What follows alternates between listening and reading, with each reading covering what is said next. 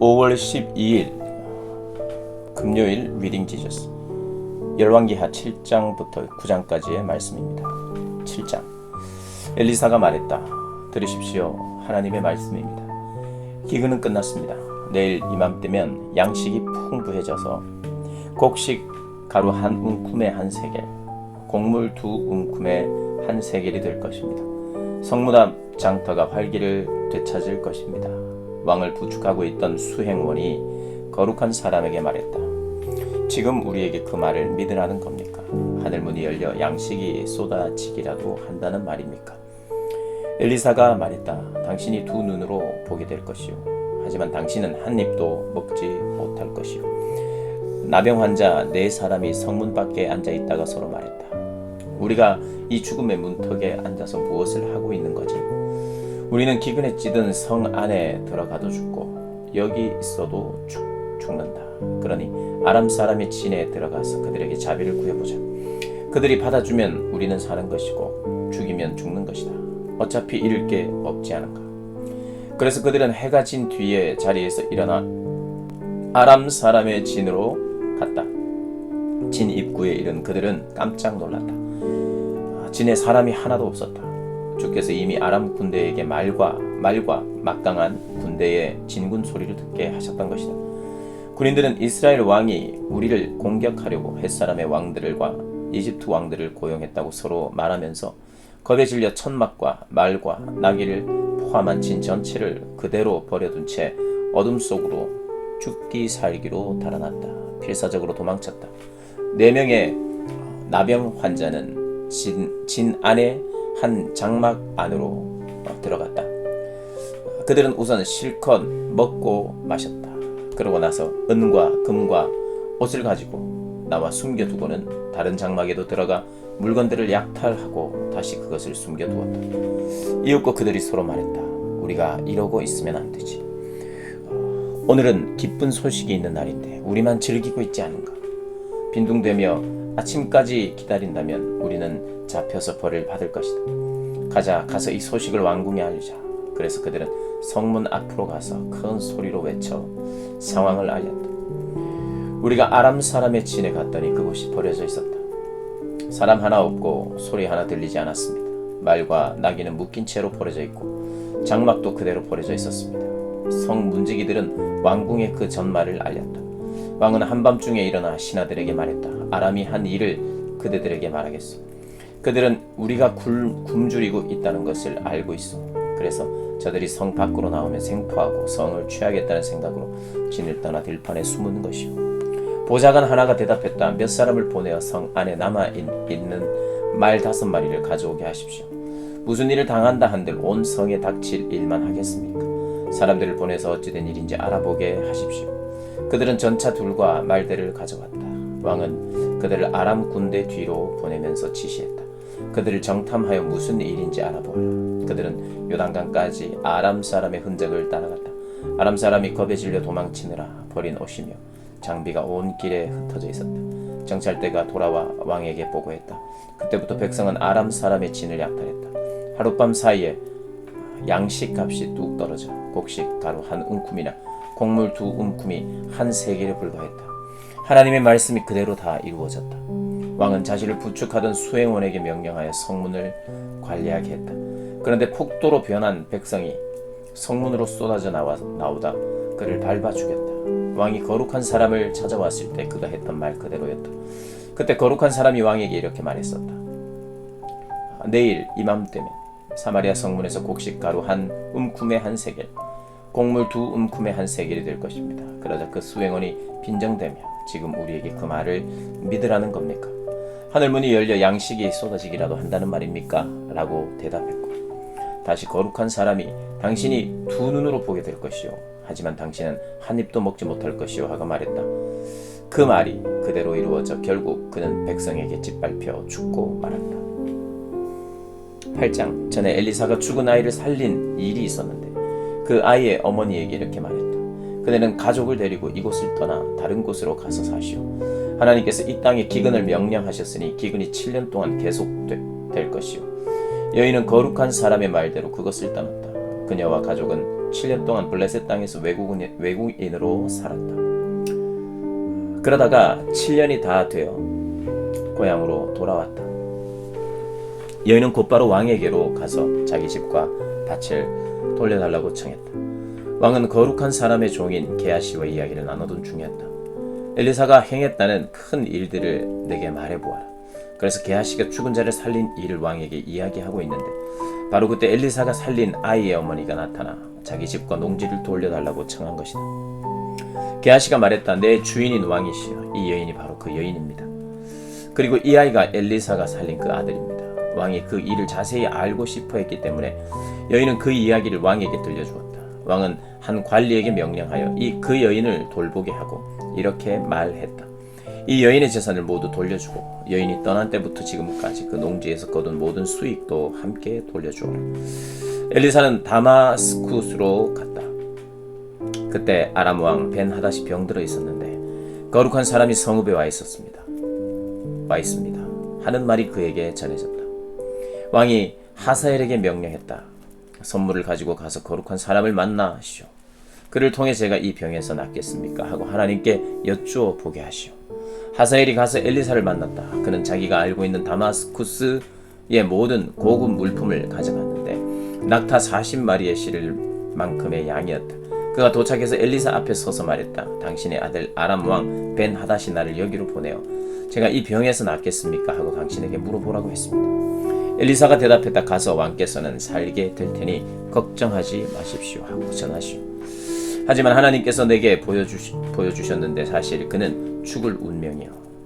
그러더니 엘리사는 하사엘을 뚫어져라 쳐다보며 그의 마음을 읽었다. 하사엘은 속내를 들킨 것 같아 고개를 떨구었다. 그때 거룩한 사람이 눈물을 흘렸다. 하사엘이 말했다. 내 주인께서 어찌하여 우십니까? 엘리사가 말했다. 그대가 장차 이스라엘 자손에게 무슨 일을 행할지 내가 알기 때문이요. 그들의 성을 불태우고 젊은이들을 살해하고 아기들을 메어치고 임신부들의 배를 가를 것이요. 하사엘이 말했다. 개보다도 나을 것이 없는 제가 어찌 그런 끔찍한 일을 저지른단 말입니까? 엘리사가 말했다. 그대가 아람 왕이 될 것을 하나님께서 내게 보이셨소. 하사엘은 엘리사를 떠나 자기 주인에게 돌아갔다. 왕은 엘리사가 뭐라 했소? 하고 물었다. 그가 왕께서는 살게 될 테니 걱정하지 마십시오 하고 말했습니다. 그러나 그 이튿날 누군가가 무거운 이불에 물을 흠뻑 적셔서 왕의 얼굴을 덮어 질식시켜 죽였다. 그리고 하사엘이 왕이 되었다. 이스라엘 왕 아합의 아들 요람 5년에 유다 왕 여호사밧의 아들 여호람이 왕이 되었다. 그는 32살의 왕위에 올라 예루살렘에서 8년 동안 다스렸다. 그는 이스라엘 왕들의 삶을 따랐고 아합 집안과 결혼하여 가문의 죄를 이어갔다.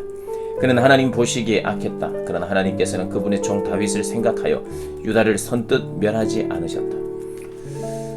다윗의 자손을 통해 등불이 계속 타오르게 하겠다고 약속했기 때문이다. 여호람이 다스리는 동안 에돔이 유다의 통치에 반기를 들고 자신들의 왕을 세웠다. 그래서 여호람은 전차 부대를 거느리고 사일로 갔다. 에돔에게 포위되었지만 여호람은 한밤중에 전차병들과 함께 전선을 뚫고 나가서 에돔에 큰 타격을 입혔다. 그러나 보병들은 그를 버리고 도망쳤다. 에돔은 오늘까지도 계속해서 유다에 반역하고 있다. 작은 성읍인 림나도 그때 반역했다. 여호람의 나머지 생애와 시대, 그의 통치에 대한 기록은 유다왕 연대기에 남아있다. 여호람은 죽어서 다윗성의 가족 묘지에 묻혔다. 그의 아들 아하시아가 뒤를 이어 왕이 되었다. 이스라엘 왕 아합의 아들 요람 12년에 유다왕 여호람의 아들 아하시아가 유다의 왕이 되어 다스리기 시작했다. 아하시아는 22살에 왕 위에 올라 예루살렘에서 1년밖에 통치하지 못했다. 그의 어머니는 이스라엘 왕 오므리의 손녀 아달랴다. 그는 아합 가문이 행한 대로 살고 다스렸으며 하나님 보시기에 악한 죄의 길을 걸어 이어갔다. 결혼이나 죄 짓는 것으로도 아합 가문과 한 통속이었다. 그는 이스라엘 왕 아합의 아들 요람과 연합하여 길르앗 라못에서 아람 왕 하사엘과 전쟁을 벌였다. 활 쏘는 자들이 요람에게 부상을 입혔다. 요람은 하사엘과 싸우다 입은 부상을 치료하기 위해 이스라엘로 물러났다. 유다 왕 여호람의 아들 아하시아는 병상에 있는 아합의 아들 요람을 문병하러 이스라엘로 갔다. 9장. 하루는 예언자 엘리사가 한 예언자 수련생에게 명령했다. 너는 기름 한 병을 준비하여 길르앗 라못으로 가서 님시의 손자요 요사밧의 아들인 예후를 찾아라. 그를 찾거든 동료들로부터 불러내어 뒷방으로 데리고 들어가 기름병을 꺼내 그의 머리에 붓고 하나님의 말씀이다. 내가 너에게 기름을 부어 이스라엘 왕으로 삼는다 하고 말하여라. 그러고 나서 문을 열고 속히 거기서 도망쳐라. 잠시도 지체해서는 안 된다. 그 젊은 예언자가 길앗 라못으로 간다. 그가 도착해보니 군 지휘관들이 모두 둘러앉아 있었다. 그가 말했다. 장군님, 드릴 말씀이 있습니다. 예후가 말했다. 우리 가운데 누구를 말하는 것이요? 바로 장군님입니다. 예후가 일어나 건물 안으로 들어가자 젊은 예언자가 그의 머리에 기름을 붓고 말했다. 하나님 이스라엘의 하나님의 말씀이다. 내가 너에게 기름을 부어 하나님의 백성 이스라엘의 왕으로 삼았다. 너의 임무는 너의 주인인 아합 가문을 치는 것이다. 내가 나의 종 예언자들이 죽임 당하니 이세벨이 하나님의 모든 예언자를 죽인 일을 되갚아 줄 것이다. 아합 가문은 모조리 망할 것이다. 그 딱한 무리를 내가 모두 없애버릴 것이다. 내가 반드시 아합 가문도 느밧의 아들 여로보암 가문, 아히야의 아들 바하사 가문과 똑같은 운명을 맞게 할 것이다. 이세벨은 죽어서 이스라엘 넓은 들판에 있는 개들에게 먹힐 것이요 땅에 묻히지도 못할 것이다. 그러고 나서 그는 문을 열고 급히 도망쳤다. 예후가 자기 주인의 지휘관들에게로 다시 나가자 그들이 물었다. 별일 없소. 그 미친 녀석이 그대에게 뭘 원하는 거요? 그가 말했다. 그런 부류의 인간들이 하는 말은 그대들도 잘 알지 않소. 어물쩍 넘어갈 생각 마시오. 그들이 말했다. 무슨 일인지 우리에게 말해보시오. 예후가 말했다. 그가 내게 이러저러하게 말하더니 진정 하나님의 말씀이다. 내가 너에게 기름을 부어 이스라엘의 왕으로 삼는다 하더군요. 그러자 그들이 즉각 움직였다. 각 사람이 자기 옷을 집어서 계단 꼭대기에 쌓아 임시 보좌를 만들고 나팔을 불며 예후가 왕이시다 하고 선포했다. 그리하여 님시의 손자요 요사밧의 아들인 예후가 요람에게 반역하는 모의가 본격적으로 시작되었다. 한편 요람과 그의 온 군대는 아람 왕 하사엘에 맞서 길앗 라못을 방어하고 있었다. 그때 요람은 아람 왕 하사엘과의 전투에서 입은 부상을 치료하기 위해 이스라엘로 물러나 있었다. 예후가 말했다. 그대들이 정말 나를 왕으로 삼기 원한다면 누구도 이 성에서 몰래 빠져나가 이스라엘에 이 소식을 알리지 못하게 하시오. 그런 다음 예후는 전차를 타고 요람이 침상에 누워 요양 중인 이스라엘로 갔다. 마침 유다의 아하시아 왕이 요람을 문병하러 내려와 있었다.